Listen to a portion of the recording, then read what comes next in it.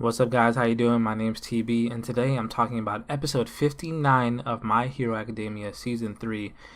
And right off the bat here, there's something that really bothers me about this episode. Not that the episode was bad by any means, it was a great episode, but something that they explained in this episode, which we didn't know previously, was how these students are getting scored. I don't like it. I don't agree with it. I think it's trash. It doesn't make any sense. Okay, so at the beginning, these people here, that they're around this table, they're all talking, they're all wearing business suits, saying that they're scoring these kids, and they're trying to see how well they work together, right, in a group collectively, but they're still trying to test their individual skills. But it doesn't make any sense when they say that, because if they're trying to test each other's skills on how they work together, right, as a unit as opposed to individually, then it would make sense that the score is an overall score instead of an individual score.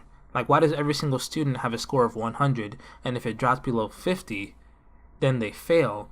But if a partner or a friend from another school does something, it could affect my score because they're not working with me. That's something that I don't understand, and I don't get it. Like, I get why they're doing it. I just don't know, like, there was a better way. There definitely was a better way. Because what happens, they explain it. Since All Might is no longer a pro hero right now, he's out of commission, he's not doing anything anymore, they need to fill his spot. And they say it's going to be tough to fill his spot because no one is as charismatic and as strong as him. No one is able to be, so how they feel anyway. They feel that no one else can be the symbol of peace like he could, even though they probably haven't even started looking yet. There was such a big difference between Endeavor and All Might, and now maybe they feel like they can't find anyone else to replace All Might the way he is. So what they rather do is replace All Might with an army, they said, of heroes that are just really good at working together to fill in the holes in the gap because All Might's not there anymore. And this was the idea of the police. The police brought up this idea that they wanted to, but like, if you're gonna judge how well people work together, then why don't you just make the score a collective score? Because making it in an individual score means that other people's actions can affect my score, and that does happen in this episode. Inasa and Todoroki do not work well together, but we're getting ahead of myself. I just wanted to mention how I feel like the score should have been bigger, not 100. Maybe it should have been like 1,000. And every time someone does something wrong, it goes down collectively for everybody. That way, they're actually worried about working together instead of just doing whatever the heck they want to on their own. But anyway, at the beginning here, they have Yo. Yo goes straight in there. He's like, I'm going to make sure that they get nowhere near these hostages. Well, not hostages, civilians. They get nowhere near these civilians.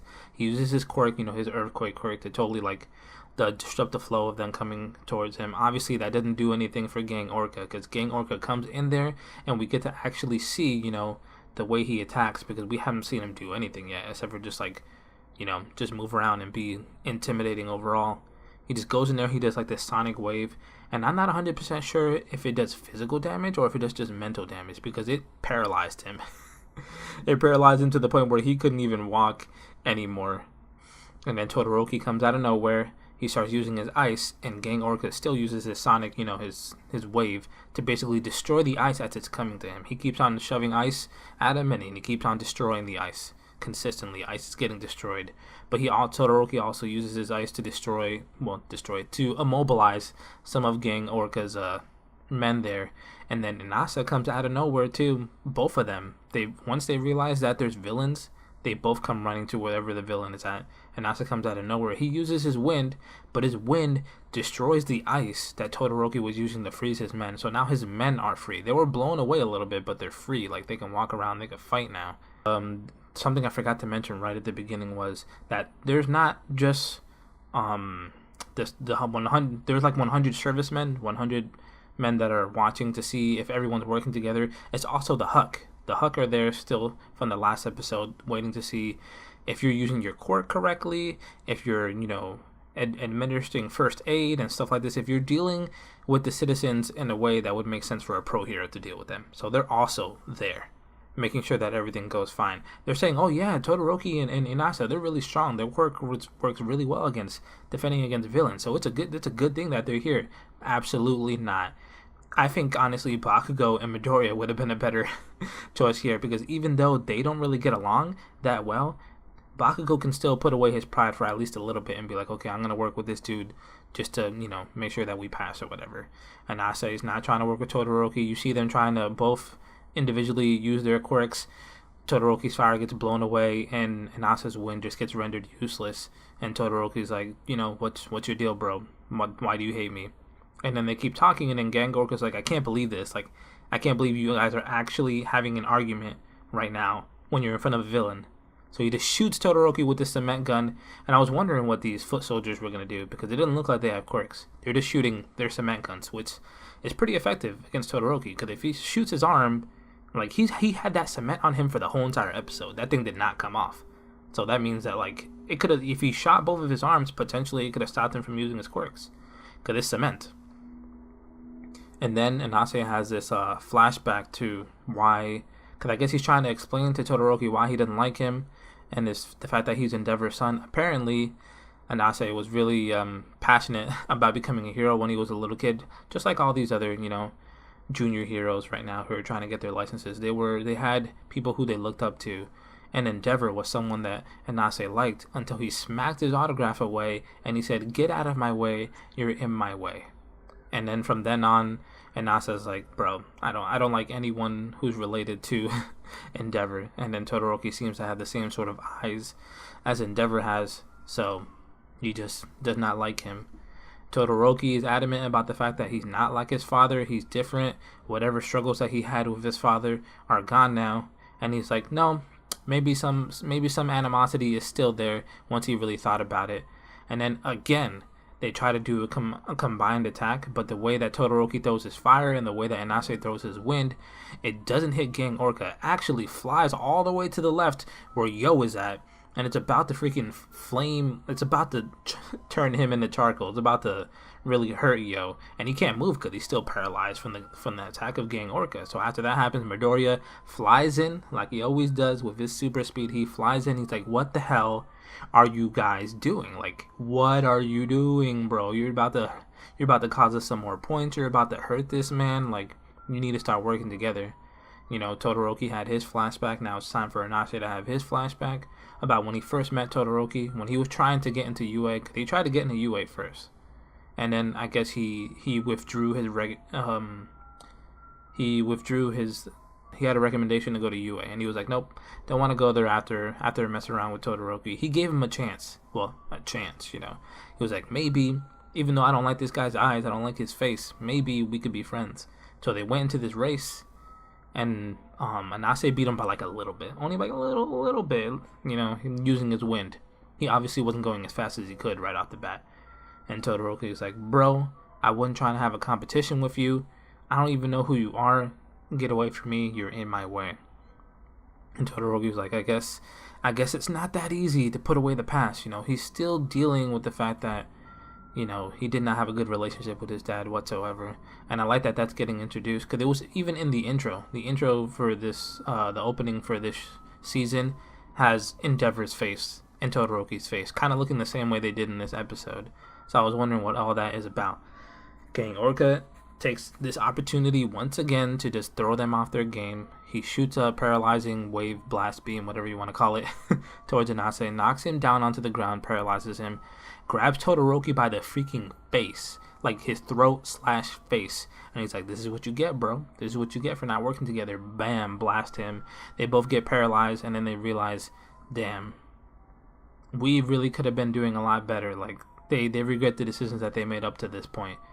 If they just focused on what they needed to do instead of on this like pettiness, then everything would have been good. And they had to make things right. So they actually do work together, but before that happens, Yo gets up. He's been recouping from the blast that made him paralyzed. And Midoriya's like, bro, I thought you were paralyzed from that blast. He's like, nah, actually, the way my quirk works, my brain actually gets affected by the backlash of the vibrations. So I've actually practiced so that doesn't affect me as much. That's actually really interesting, and it makes sense because his quirk is vibration. That's why he can do that earthquake and just like shatter the ground. So that's cool.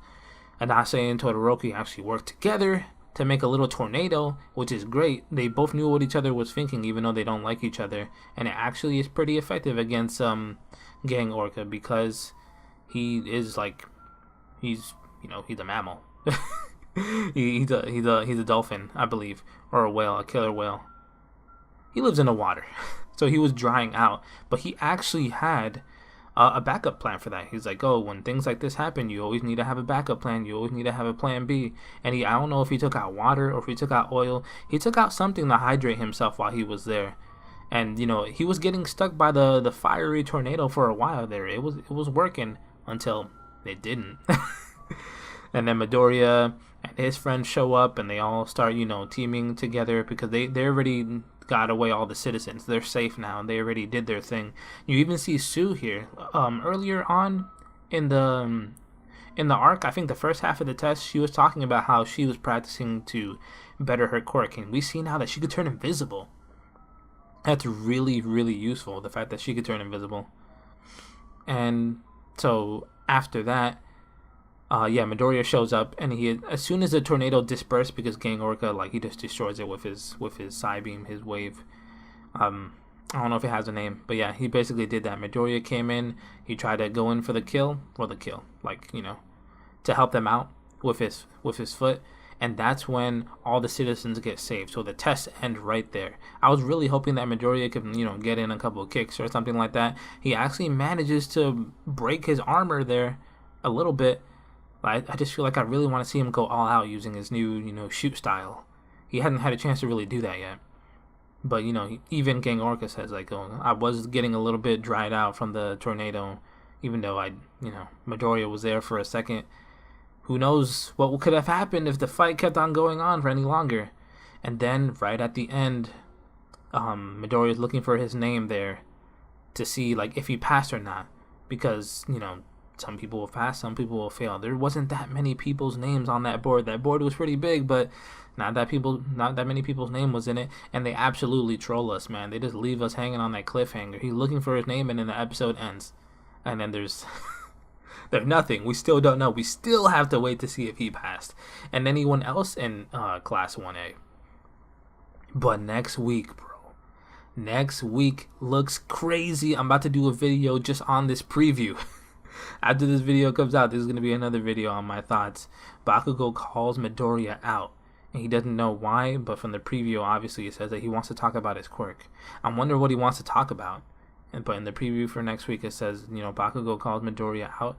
We even get to see All For One. We get to see All For One here. Yeah, we get to see him. The last time that we saw him was when he attacked the city, and he made that huge giant freaking crater. This is the first time that we've seen him since he's been incapacitated and just holed up, I guess, somewhere. We see All Might for a little second there too, but not too long. This episode was great. I love this episode. We got to see a little bit of backstory for Todoroki and how he feels about his dad, because after Midoriya confronted him about using his fire during the tournament arc, he's he never really mentioned or said anything about his dad. He's actually worked with his dad, a little bit. He kind of respects him as a hero now, a little bit more than before anyway. Sorry, excuse me. But yeah, this episode was great. It was great. I really, really, really liked it. Good development for Todoroki. Good development for Inasa. I hope that they pass, because it does not look like they're gonna. You saw the announcer guy. He was like, you guys lost points because you ain't working well together, and that's what they're really looking for. I bet you if the rules had changed, and if the rules weren't changed rather, and they stayed however they were before for the license arc in the past, they would have been fine. But now, since they're looking for people who could work well together as a team, it's different. Not just having a strong quirk and knowing how to use it isn't enough anymore. It's not what they're looking for. So I think, Midoriya definitely passed. Obviously, we don't know for sure, people who just watch the anime, but come on. It's his story. Of course he's going to pass. Anyway, guys, I hope you liked this episode. I hope you liked this review. Let me know what you think. And I'll see you guys in the next one. It's coming pretty soon. Bye-bye.